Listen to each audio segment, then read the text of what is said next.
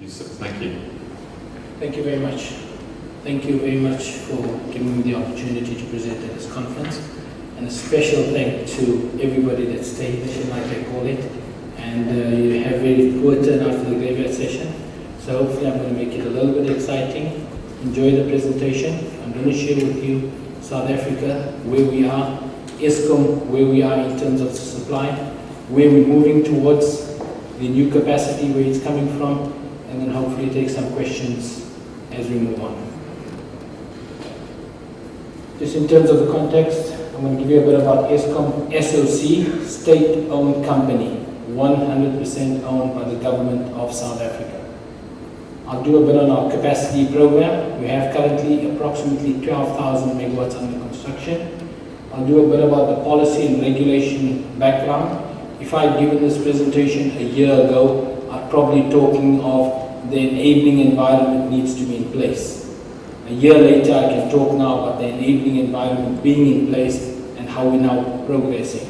So to all the countries out there, get your enabling environment in place. Investors like an enabling environment that is stable and they know the business that they're getting into from a policy environment and from a regulatory environment. The Integrated Resource Plan was presented to our Cabinet in May 2011, approved by our Cabinet. It gives the country's view of the next 20 years where our generation portfolio is going to come from and the technologies and the timelines in terms of the dates and the years that we require those new capacity. I will share a bit about our renewable IPP program. We are targeting 3,725 megawatts of renewable to come from 100% IPPs under a 20-year power purchase agreement signed with Eskom. My office, the single buyer office, is responsible for concluding and signing the relevant power purchase agreements with all the IPPs. And then some closing remarks. If we just look at, I'm not going to share a lot of this information, the vision, the mission and our strategic pillars as Eskom. The key one there is obviously leading and partnering to keep the lights on. In 2008, South Africa was load shedding. We did not have enough capacity to supply the country's needs. We embarked on an expansion program. As we stand at the moment now, we have engaged with customers to buy back power so that we don't go down the route of load shedding while the 12,000 megawatts is under construction. So we've got a period of 4 to 5 years where the system is going to be very, very tight, but we do believe when we come out of that, we will have sufficient capacity and a sufficient reserve margin to take us forward. If we just look at South Africa as a grid map, South Africa is at the tip of Africa, right at the bottom. If everything on the white below on the southern part is the ocean, is the sea. We've got a neighbor on the left-hand side being Namibia. We've got Botswana as a neighbor. We've got Zimbabwe as a neighbor. And on the west side, we've got Swaziland and Mozambique as our neighbor. There is a lot of 765 kV network, where most of our power stations come from, where the red dots are. Coal-based power stations is being the history of Eskom. A little bit of renewable and a little bit of nuclear, but the next slide will share that with you. That's more or less the plant mix and the grid connections. We do have a grid expansion program that is also unfolding in our capital expenditure program. If we just look at our installed capacity as South Africa, 44,000 megawatts installed capacity, 37,700 megawatts coming from coal. Gas and liquid, 2,426 megawatts. I must add, very expensive to run. All of these plants are running on automotive diesel. Peaking generation, we largely use them for peak. Unlike Saudi Arabia, our peak is during the winter. We have a lot of heating requirements in the winter, and we have a peak in the winter. Small stations in terms of our hydro, totaling about 600 megawatts. We have a pump storage of 1,400 megawatts. We have a nuclear station of 1,900 megawatts installed just outside of Cape Town. and that's been operating for about 20 plus years already. Wind energy, 3 megawatts, pilot that we've done 3 or 4 years ago, and we're obviously now rolling out a massive renewable IPP program.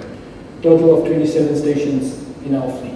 If I just look at some electricity and sales figures based at the end of last year, 31st of March, our end of our financial year. We're currently doing the end of financial year now during the month of April, and I wasn't able to bring the numbers to the end of March as we're still auditing those numbers. Sales for 2011, about 211 terawatt hours. If you look at 2008, we had a phenomenal year in 2008. When the financial and the global crisis came in 2008, we actually had a massive reduction of about just under 5% in electricity sales after the 2008 peak. 2011 and 2012 financial year, we're looking to come in at around the 2008 sales figures. So we are now back to the sales figures of 2008. International sales, 13 terawatt hours, largely to Mozambique. Big smelter that we're supplying in Maputo, aluminium smelter, so most of that sales going to the aluminium smelter. We do supply most of Namibia's energy, most of Botswana's electricity requirements does come from South Africa. Won't go through a lot of the numbers. We're currently sitting with 4.6 million customers that we supply directly. There is a portion of customers that are supplied by the distribution sector of municipality owned, and that makes up the balance of the customers supplied by South Africa. Our peak demand for 2011, 36,600 odd megawatts. If you look again at where the makeup of the energy comes from, you can see most of our energy comes from the coal sector. In 2011, we burned 225 million tons of coal. South Africa is rich in coal, got a lot of coal. We're currently building 2 power stations, also coal-fired. Our biggest challenge in the coal industry is obviously the water availability and the emissions, and obviously doing clean coal. But coal is abundant, very low cost coal. Some of our stations are not even burning coal, they're burning rocks, but we turn kilowatt hours out of them.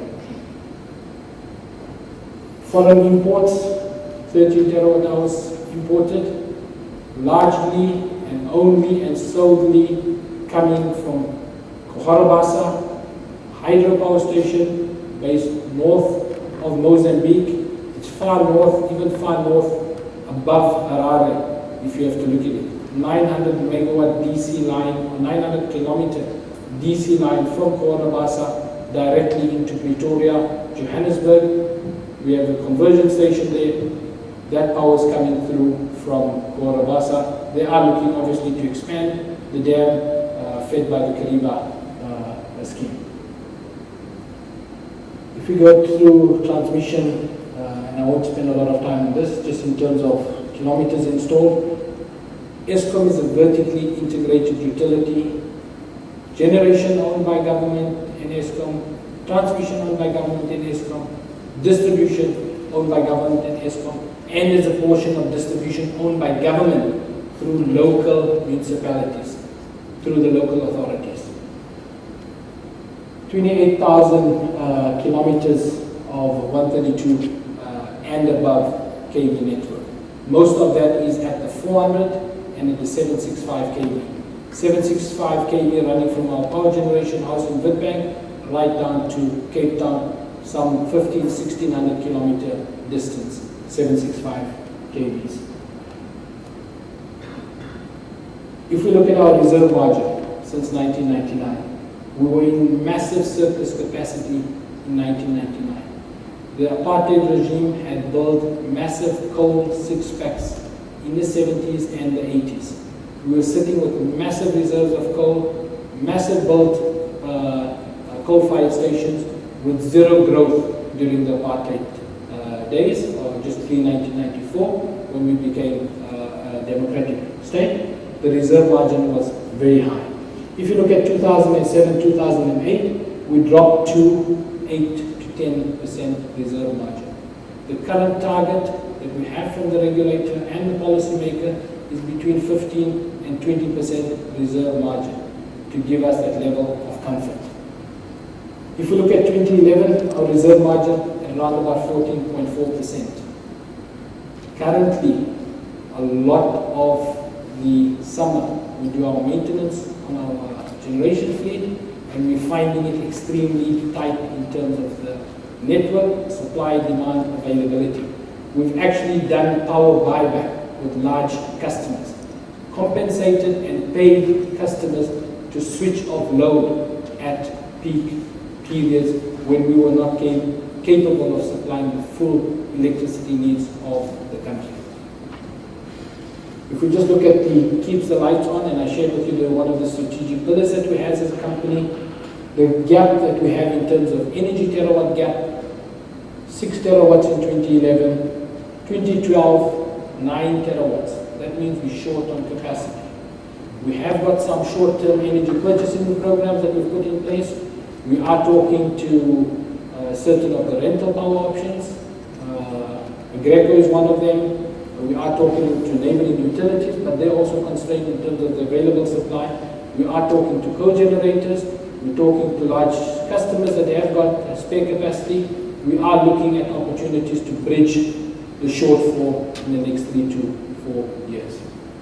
If I look at our expansion plan, we've got 17,000 megawatts of new capacity. 3,700 megawatts on the left-hand side return to service. These were all power stations that we had mothballed when we had 30 and 40% reserve margin. We had mothballed the old stations.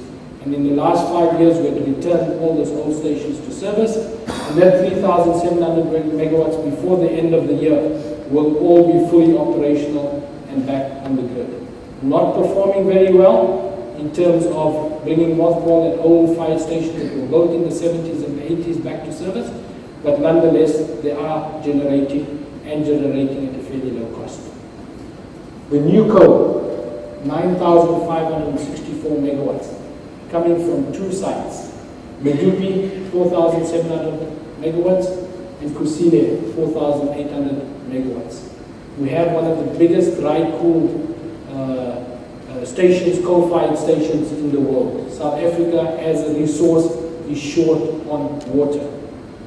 One of our older generation stations, Matimba, the northern province, during the summer when we have 40 plus Celsius temperature capacity, because we do dry cooling.